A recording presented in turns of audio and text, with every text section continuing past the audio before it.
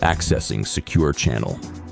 The Agent Files, where aspiring agents rise and masters flourish. Powered by Agent Builder Coaching. Mission initiated. File loading. Hi there, welcome back to the Agent Files. This episode is about the licensing journey, and boy, oh boy, there's a lot to be talked about because there is some strategy there, there's some mystery there, there's some myths there.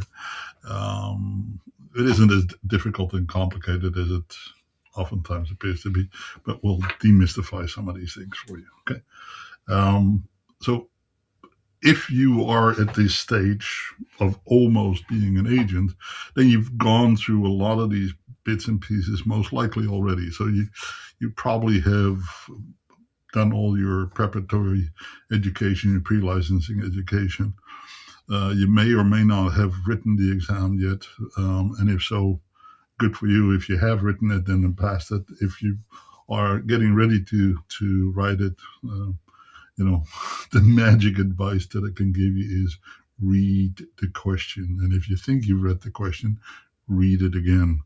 The most common mistakes are made because people assumed things rather than read things.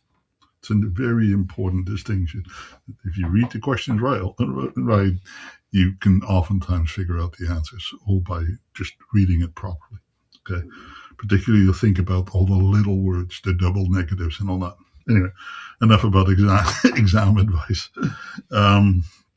Let's talk about the licensing journey. Right, part of that journey is really preparation, and I tell you. It is really important that you understand that this is not a race. If it is a race, then it's at best a marathon. It's certainly not a sprint. And taking, therefore, some time to really understand what it is that you're getting into, understand not only the steps, but why you're doing the things that you're doing and what your objectives are in the long run about it. So it's very easy to get yourself caught up with doing things that are either a waste of time or you're not allowed to do, and now you're putting yourself in jeopardy even before you even started. So there is this kind of fine line of excitement, frustration, impatience. Then, of course, there may be some time and financial pressures that are playing into it. So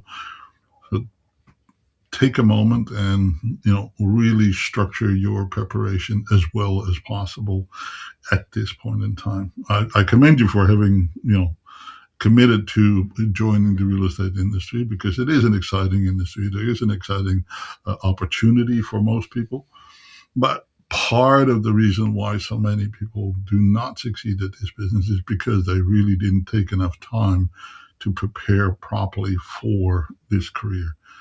And it's a business. It's your business. I keep saying this, but it really is.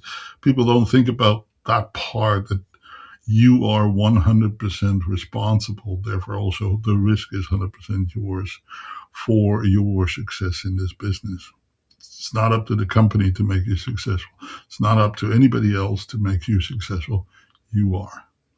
Now, the company can help. The coaches and mentors and trainers can help, but you've got to put in the work. It's not handed to you, right? And it's part of this weird dichotomy that a lot of people really are surprised about, that where, this is an industry where every realtor that is out there is both important to you in helping you forward, but at the same time, they're also your fiercest competitors. Every single one of them will take any and all listings that are on offering, right?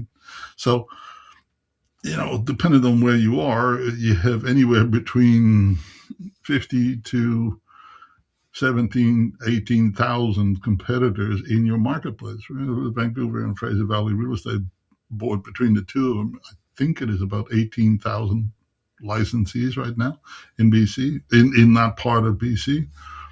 Vancouver Island and Victoria is 1,600 in Victoria, I believe, and 1,200 in the Vancouver Island Real Estate Board, and so on and so forth. So there's always competition. But at the same time, you need to work with them because they are going to bring the buyers to your listings, and you have buyers for their listings. So it's a collaborative competitiveness, which is really weak relationship, to be frank. But it makes this business rather lonely, but also very interesting and dynamic. Okay, so again, preparing yourself for that, then have a healthy degree of kind of caution as to how you approach that and how you share things and what you share and what you don't share and what you need to find the best resources from. And I hear so often, oh, I talked to agent so and so, and he gave me this advice or that advice. Well, was that the best source of that advice? Right? I find that one of the key people that often get forgotten in asking advice is your managing broker. Don't put your managing broker at a pedestal at the same time either. But it is important to verify and confirm everything that is important with your managing broker once you're licensed, of course. Before you're licensed, they can't actually tell you much because they have a duty of care to their own people, of course. So it's even that is a bit of a weird relationship from time to time. All right. Now, what can and what can't you do is also important, right? Keep in mind that your licensing is your entry ticket. So first and foremost, you got to get in, which means that you have to do it right. Right? You have to prepare properly. You have to pass your exam properly. The journey, as you know, depending on where you are in Canada, but there's some pre-licensing education, some has more or less practical sides to it. In most jurisdictions, it's somewhat separated between an academic and theoretic part and a practical part. Certainly in BC, that's the case, where you become licensed on a somewhat temporary base, subject to you completing all of the requirements of the applied practice course, which includes an attendance program and some exercises and assignments to complete that deal with negotiations and offer preparation and listing research and what have you. And all of those pieces are important to understand. But again, those are relatively rigid and somewhat, and I say it with some caution, then they're somewhat a waste of time because you're not working with active buyers, you're not working with active sellers at that point in time in your career. So even though it's good to understand what the process is, by the time that you actually are working with buyers and sellers, most of that information that you collected during those applied practice period won't be fresh and new and many times not actually relevant because there's only so many examples that they can go through an applied practice course. So you're going to relearn a lot of that stuff on the go as you need it and when you need it. And that will apply to much of the education.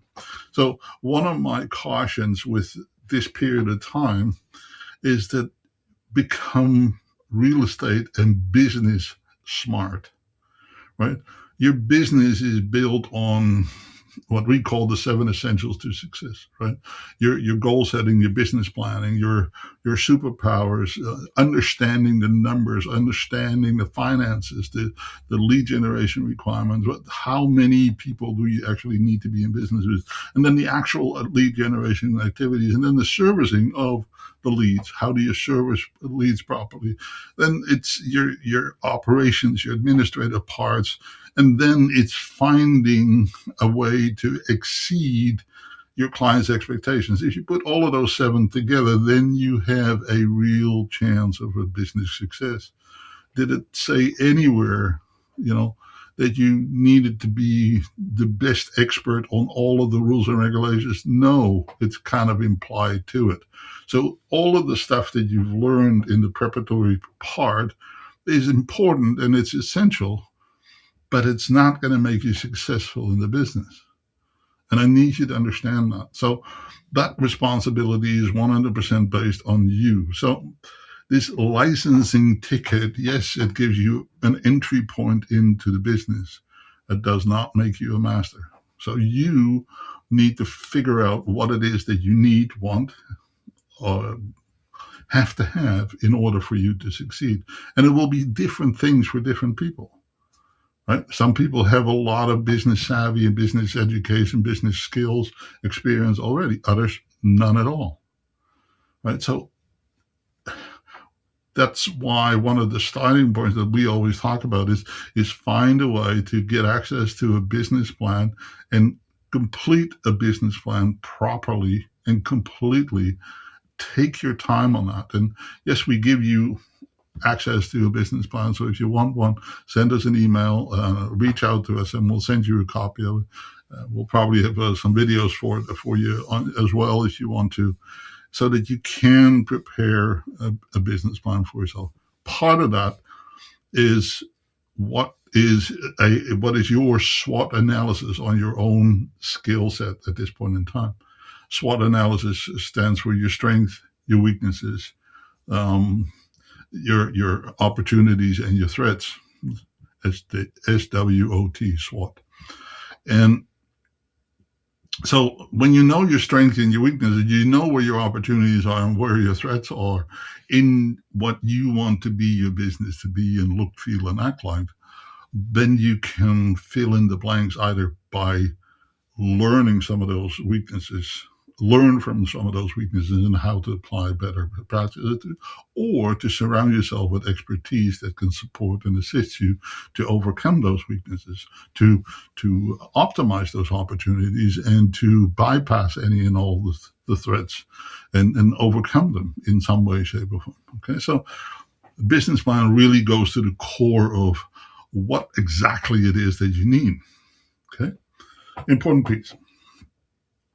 All right. So, but also, and yes, you do need to stay on track, of course, in your licensing requirements, meaning that if you have not passed the exam, a lot of this business side of things, you don't necessarily want to focus on too much, right?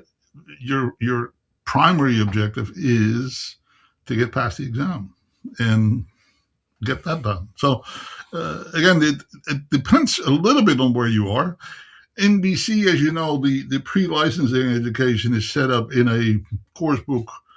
It's 26 chapters, 20 assignments, all multiple choice. And once you pass the exam, you then can apply for your license, and you have to also apply for your applied practice course. They won't give you the license until you've actually attended the 1 week applied practice course. That's part 1 and 2 of the applied practice component. And then once you've completed that second part, that attendance program, then they'll give you your 6-month temporary license, in which period of time you need to complete the third and fourth part of your applied practice course, which is evaluations and interviews with other people and making it known to, I guess, the regulator that you've done your homework. That's, for all intents and purposes. It may seem overwhelming and intimidating, but it actually relatively straightforward. And it is useful. It's definitely useful information. You may not necessarily use it immediately, but it is good foundational stuff. Okay. Now, again, once you are eligible to be licensed, obviously you need to select a brokerage. You need to be licensed with a brokerage. You can't be independently licensed. You have to have a senior level license for that, and that takes another 2 years of actual practical experience. So, if this is your first time out to getting licensed, you actually have to be with a brokerage. Okay. Now, 99% of all the realtors want to be part of the MLS system, so they need to be with a brokerage that is a member of a local real estate board. So that's an important part, and they are then also part of BCREA, the British Columbia Real Estate Association, or the provincial regulator and association that in the province in which you want to operate. and then you are legal to practice. Now, is there a lot of stuff that you can do before that? Absolutely, you can, and we're going to talk about that a little bit more in just a moment. Okay. Now, what a lot of people have heard about, and it's somewhat touched on in some parts of the pre-licensing course, there are a whole bunch of requirements that you actually have to be aware of the moment that you're licensed. In fact, some of it you probably should be aware of prior to being licensed. Things like FINTRAC, the financial system that monitors money laundering and any kind of larger financial transactions, and the reporting and recording requirements around that. That's just one. Okay, then we obviously the regulators talk about spam regulations, privacy acts, a thing called CASL, which is basically privacy on the internet, and how that is properly dealt with. Do not call lists. Some of the tax rules and regulations that are important for people to understand right from the word go. Your own tax situation is an important part to consider, because obviously your financial obligations to Revenue Canada, but also to all of your all the people that you pay bills to, all of a sudden changed. It's one of those weird statements that I heard many, many years ago is that, oh, welcome to the real estate industry. It's the industry where most people that work in the industry don't actually qualify for their own financing. And I'm not kidding with that. Many, many real estate agents, because of the uncertainty of commission income, don't actually qualify for a mortgage anymore. Okay, so put that in the back of your head. Okay, so maybe if you are owning real estate right now, and you need to refinance your property in the next 1 to 3 years, maybe it's time to have that conversation with your lender and maybe refinance now rather than later, because if you have to prove income based on your commissions, it becomes sometimes a little bit difficult. And again, I'm not kidding around. These are real challenges that we have run into in the past. So it's just a weird set of situations in our business, but it is what it is. Like I said, the education part, the pre-licensing education part, 6 to 12 months. You have up to a year. You can ask for an extension.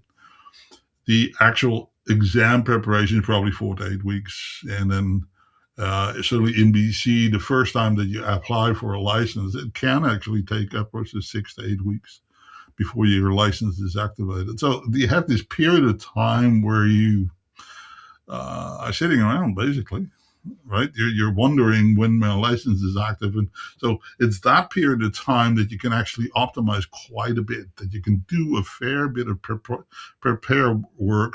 And so what does that look like? Well, we always talk about that the people are where your business is at, or if you translate it in some cruder type language, your list, i.e., your contact system, the people that are your friends, your family, your sphere of influence, as we call it, your the people that you pay money to, and the people that you all of those are part of your sphere of influence, previous employment situations, your colleagues there, your peers in schools or university colleges, where have you. All of those people should be part of your sphere of influence. Whoever is in your phone, whoever is on your friends list in social media, all of those people should become part of your sphere of influence.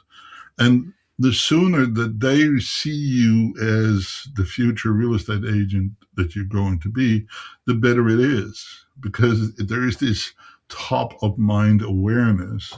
And, if you want to further extend it, the top of preference awareness that becomes a key component of how you generate leads, how you generate referrals and repeat business.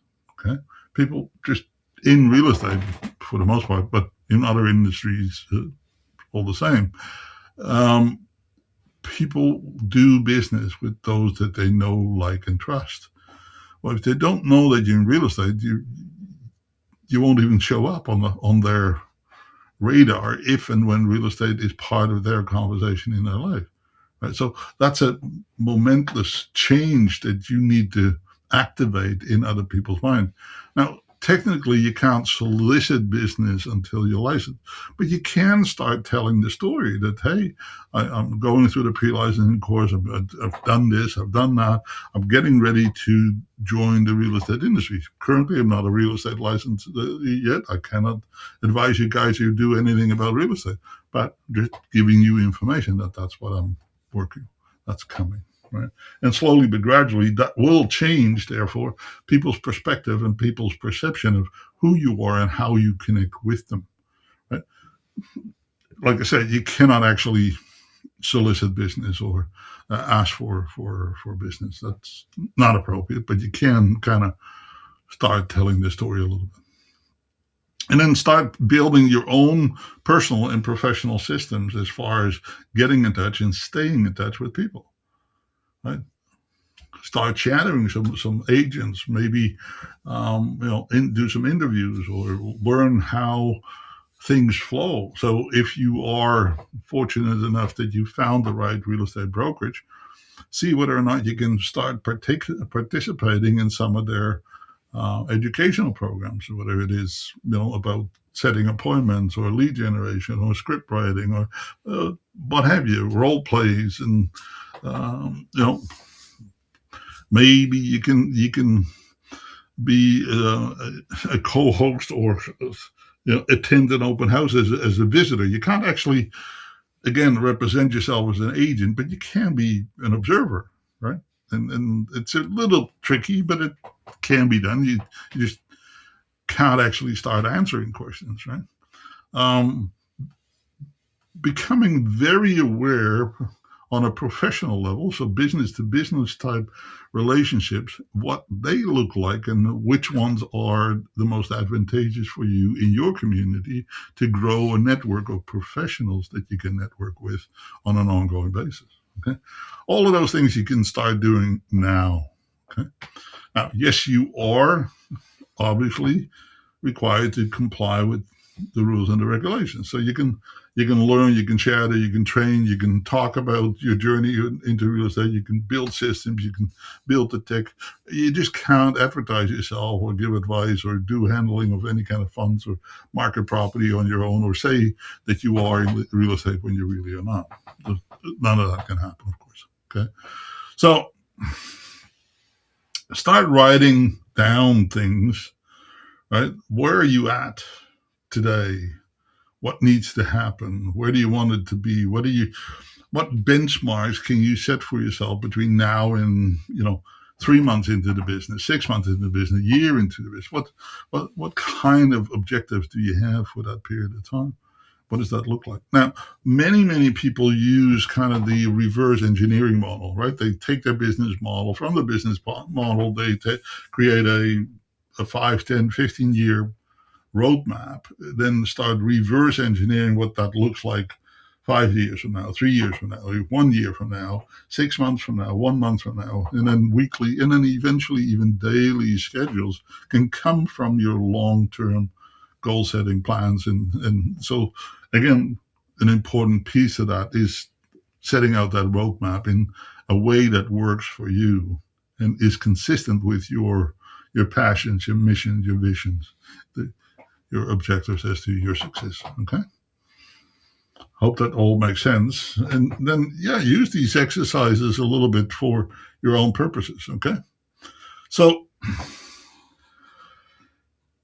I hope this makes some sort of sense.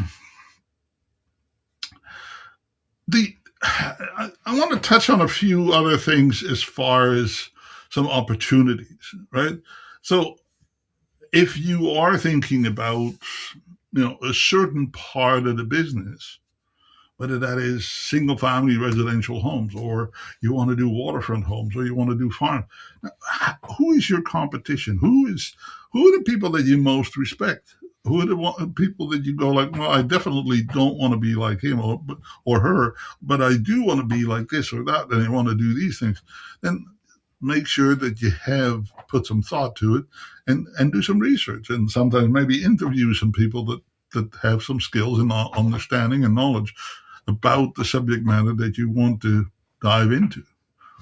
Uh, Brian Tracy, one of the long-term trainers and motivational speakers, always said, if you want to become an expert in any topic, just read one book on the subject matter per month for a year, and you'll be a world-renowned expert on the subject matter within a year. Right? So it's actually not that hard to become a very highly regarded expert on any subject matter in regards of real estate or any other topic for the matter. Here we're talking about real estate business, of course. So if you're saying, hey, I'm in, I don't know, downtown Vancouver, and I want to become the old-time expert on all the apartments in the West End of Vancouver.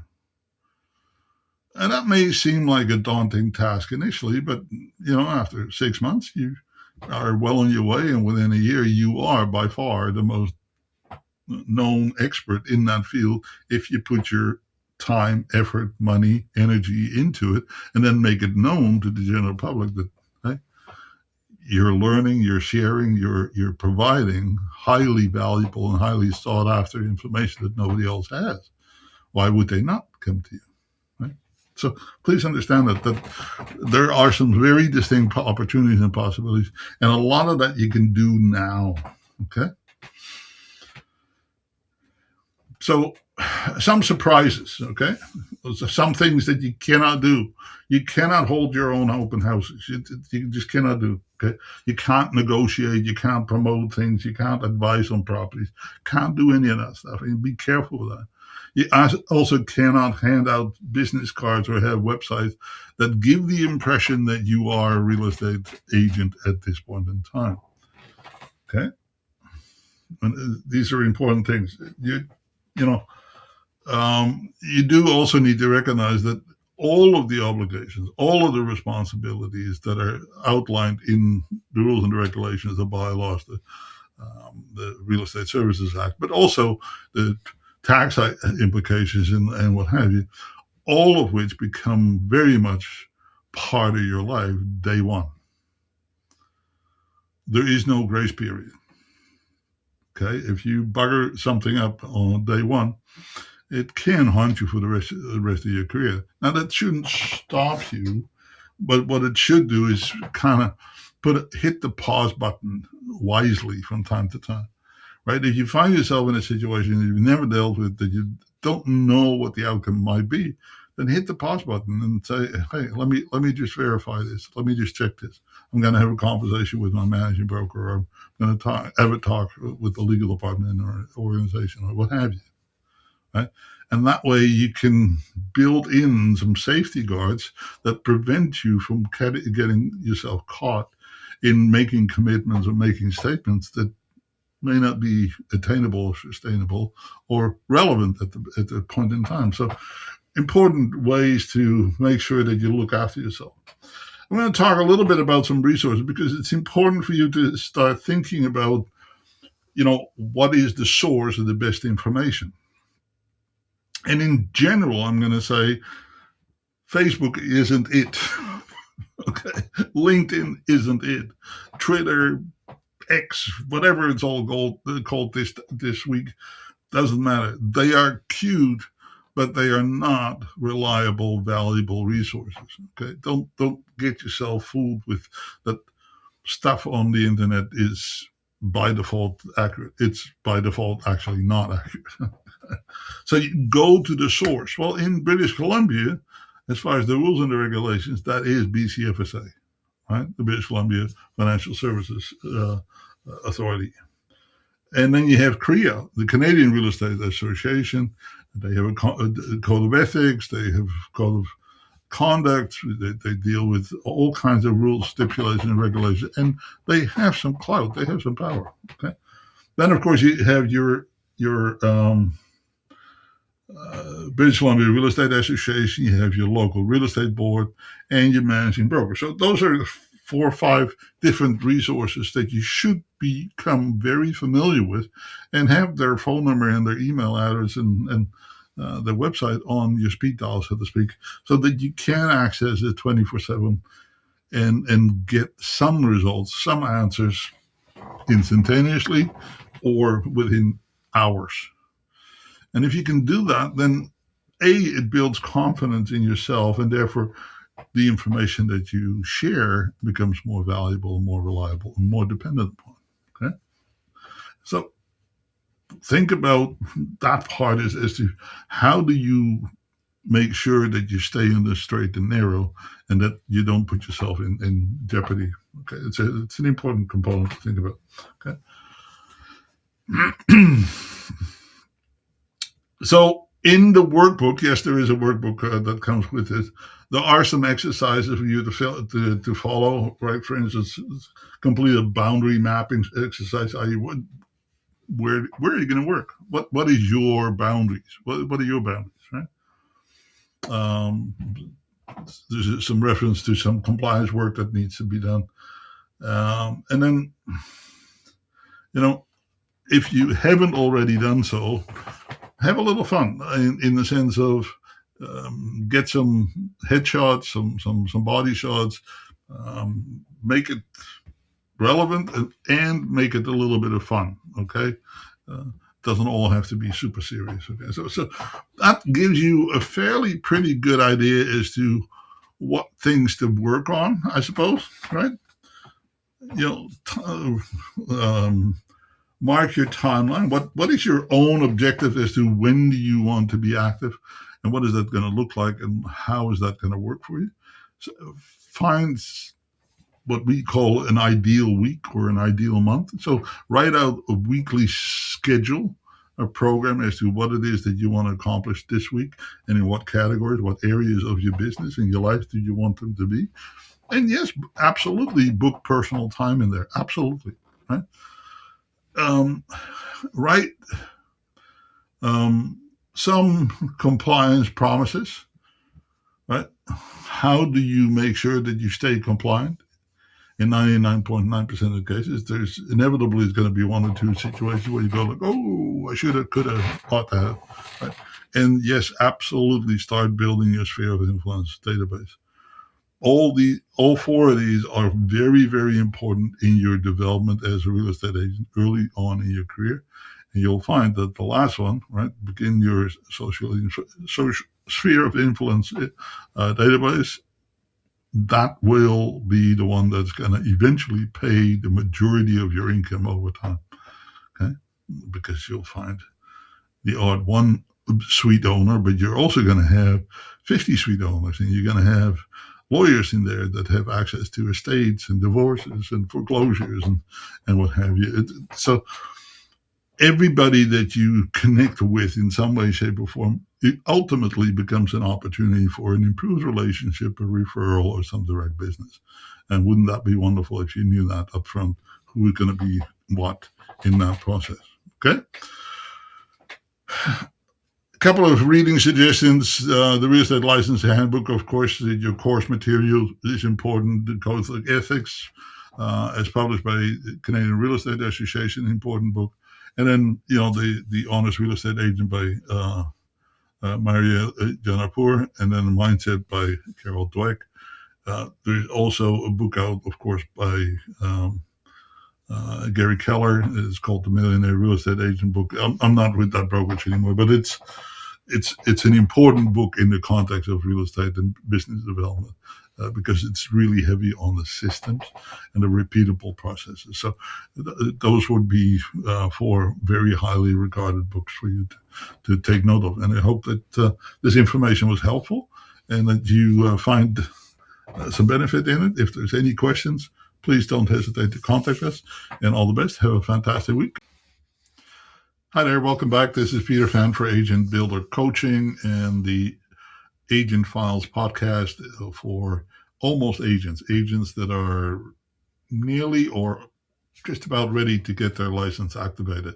And we're just talking through the steps of licensing, dealing with the applied practice course, and everything you can do at that period of time and during that period of time that you're either waiting for or preparing for your licensing to become activated. So we're continuing on and talking a little bit about the actual exam process, okay?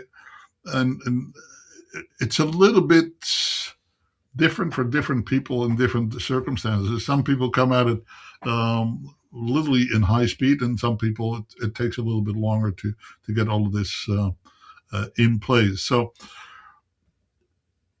discipline in this business is actually a really important part. Self-discipline, and I don't mean this in uh, uh, punishing yourself or anything. No, it's self-control in the sense of being able to take ownership of your time in particular.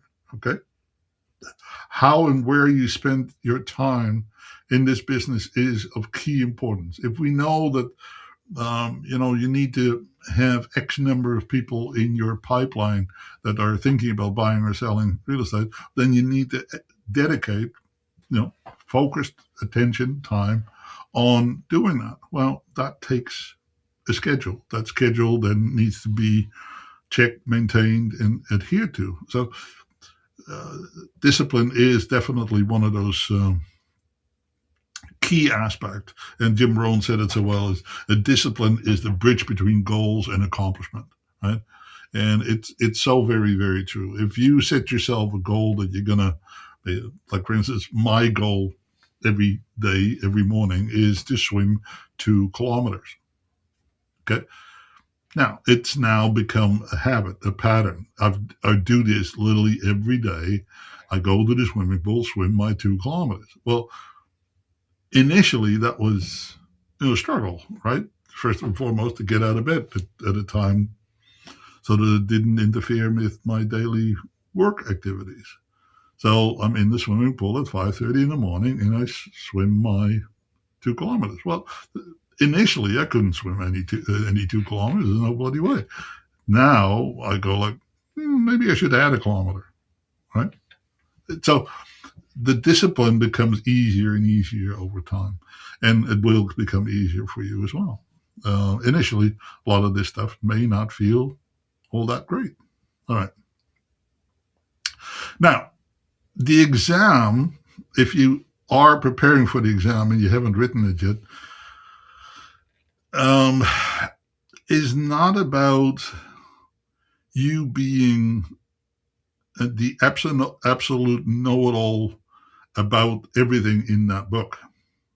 Okay, I'm just going to say this bluntly. This book has very little to do with your success in real estate. The course book, it's a test. It's kind of your way of passage into a business that gives you all kinds of opportunities. But the book itself or the test itself is not really representative of the likelihood of your success. I wish it was so, but it isn't. Okay. Therefore, how you pass doesn't necessarily matter, and how well you pass. Whether you pass with 72% or 99% passing rate does not make a difference in your likelihood to succeed in this business. In fact, I'd be tempted to say that if you absolutely nail the exam, that you're probably too detail focused and will always want to know everything to the fullest of the extent and forget that you actually need to be in a relationship with buyers and sellers to buy real estate. It doesn't preclude you from succeeding. You may be too detailed focused to actually see the needs of the clients, but we can teach you anything. Okay. All right. So how do you pass the exam? Well, I'm going to say a couple of really simple things. Read the questions. Read the questions. And if you don't understand the question, read it again. Dissect it. Put circles around the keywords. Read the questions. There's so many people that in hindsight said, oh, I read the question wrong. Most of these exams love to challenge your ability to read and to comprehend what it actually says. So it will have double negatives in there, right? And the answers will have double negatives in there. And there will be statements in there that sound like something that you read in the book, but it's not exactly the way it read in the book. So is it right or is it wrong? Read the questions, okay? Then read the answers. There's typically two answers that are absolutely ridiculous, typically, that don't make any sense. If you read the question properly, there's typically two answers that make no sense at all. And then there's two that you can go like, okay. All right. Then again, read the question, read the answer. And, prepare yourself for the small words. In all of these questions, there's always some direction in the question, and it's typically 2 or 3 letter words. It's not, or it is. What is the highest or the lowest priority, or who are they pointing at? What is in the best interest of the buyer, or sometimes it will say in the best interest of the seller, and you read it as if it is in the best interest of the buyer. Well, if you read it wrong, you're going to give the correct answer to the wrong question. You understand? Or the wrong question to the wrong question, wrong answer to what you read as the question. So it's very, very important that you read and are clear on the questions. Now, in British Columbia, there's still 3-4 chapters that deal with math, and that's a process. And you just need to do it. Don't try to figure it out. Don't try to analyze how they came up with all this stuff. No, just follow the steps. Learn the calculator the way it's intended to be done, step by step by step. Don't try to outsmart it. Don't try to figure out all these things. Just follow the steps. And if you follow the steps, then the answer will roll out all the time. So the math is both good and bad. If you're good with the math, you know that 30% of your answers are already guaranteed, which is great, right? Then you only have to worry about a few more, about 40% of the rest of the questions. But the reality of it is that, again, reading the question properly, oftentimes you don't even have to do the math, right?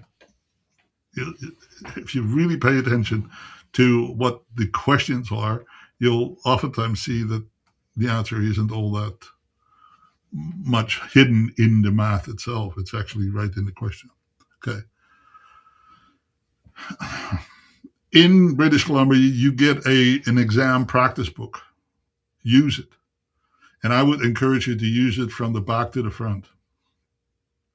Because what UBC, University of British Columbia, does, they add new questions to the exam book at the back end of the test book, and they cycle about 15 to 20 questions each and every exam. So there's about 4 to 6 exams every year, depending on how busy it is in the year. So over a year, they will have recycled the questions at some point in time or another. And so it's to work through the test book is really helpful. And then the way to do that, okay, is some people say take an hour, some people say take half an hour, whatever is more comfortable for you. If you want to take an hour, take a little bit more than a third of the question. You have 3 hours for 100 questions. So in theory, you could say, okay, 33, no, take 50 questions, 1 hour, right? So you time yourself. So the timing is no longer an issue. People always say, oh, I'm scared, I'm going to run out of time. Nobody ever does, okay? Most people are able to do the 100 questions in less than 2 hours, okay? But you need to practice. So time yourself, take an hour, do anywhere between 40 to 50 questions, right? Then check the answers and read the answers that you did wrong, right? Read what it says and then go to the cross-reference manual and say, okay, where is the material, the supporting text in the book that talks about this topic, so that you understand properly what to do, how to do it. Okay? It's important stuff. All right. So use the break down the syllabus in daily bite-sized goals. Yes, work with study groups. Certainly in British Columbia, there's access to some portals, some forums that you can work with. It's very important stuff. So I'm assuming that you've done all of that and that you are ready for your exam. You're going to nail it. Don't get too nervous about it, and don't get too hung up on all of the stuff that goes on as far as verification and so on. Just put your blinders up. Don't bring more than you absolutely need. Right? Have your pencils and your ID and all of that stuff. But then you get into applying for the applied practice course, and that's where kind of you take all of the academic stuff into practice. Now, there are 4 parts to the applied practice course, 2 of which you do after you're licensed. The first 2, the first part, it's read, learn, listen, pay attention, and then there's a 1-week attendance course. In that 1-week attendance course, you have an opportunity to ask questions, but you're going to go through some agency stuff, the listing contracts, sales contracts, some negotiating stuff, disclosure, paperwork and requirements, and so on and so forth. And it's a really good opportunity to kind of get your understanding of the business down path. I would say the applied practice course is very practical, dependent on where you are.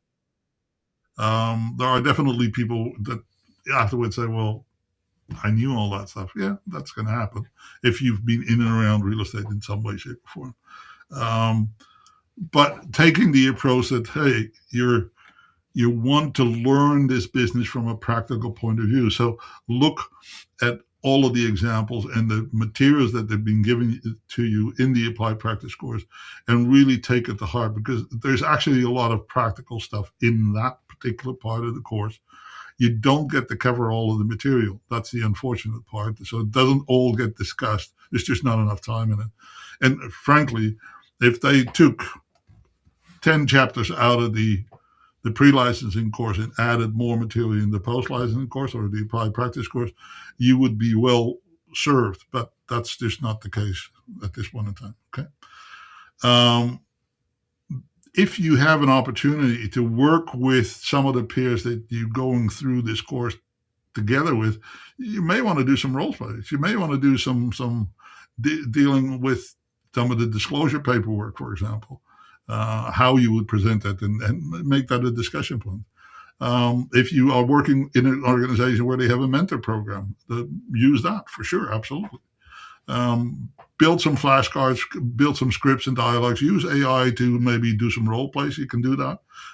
Again, garbage in, garbage out. So you need to set up the parameters really clear.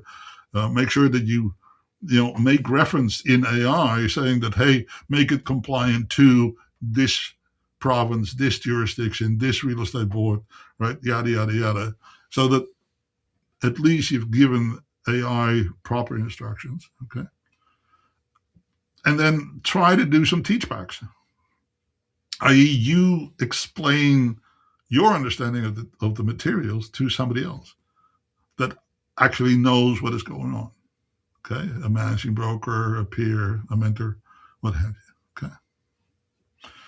Again, what you can do, what you can't do, shadow open houses, it's borderline. You got to be careful because the consumer will start asking you questions, and what you do then can very much be in breach. If you start talking about the property in any way, shape, or form, or represent the property, or you can actually be somewhat in hot water. Many of the real estate companies will have boot camps. We offer a boot camp program. Our podcast will have information about all that type of stuff. And then, of course, the board that you're going to be affiliated with, they will have classes.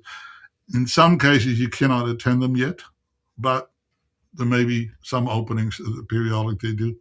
And then there's technology. There's technology providers that will absolutely let you test run certain programs and materials. So nothing wrong there. I talked to you about Canva already in the early episode. Canva has a lot of real estate templates in it, right? And if you're joining our company, where you get a professional account in Canva, and it has templates for anything. Anything. So there's literally nothing to recreate other than putting your own stamp on it. So you can save yourself a lot of time doing that kind of stuff. Okay. Create flashcards is your exercise, right? On concepts you struggle with. What are you struggling with? What do you need to know? What do you need to have? What do you need to do? Right? And then start playing with that and start discussing that and role play with other people. Right? Track your improvements, right? Keep doing these test exams so that you know that you will pass. Okay? Passing the exam is the foundation, not the finish line, and mastery requires practice and application. There's no question about that. You master stuff by doing it. There's no potter in the world that made a perfect vase first time out. There's no painter in the world that made a perfect painting the first time out. There is no negotiator that negotiated a perfect deal first time out. Okay? 90%, 95% of this business is learned. So there's lots of opportunity to learn. Use systems. If you know that you're going to do something 3 or 4 times, build a system around them. Right? Make checklists. Checklists are a beautiful thing in real estate. They're perfect. All right. Well, here's some action items. Build a study calendar. Schedule 2 mock exams. Commit 3 role plays. Identify an experienced agent to shadow. And you will get it. You will do it. Okay? Here's some reading suggestions. Your course book, Millionaire Real Estate Agent, and Make It Stick.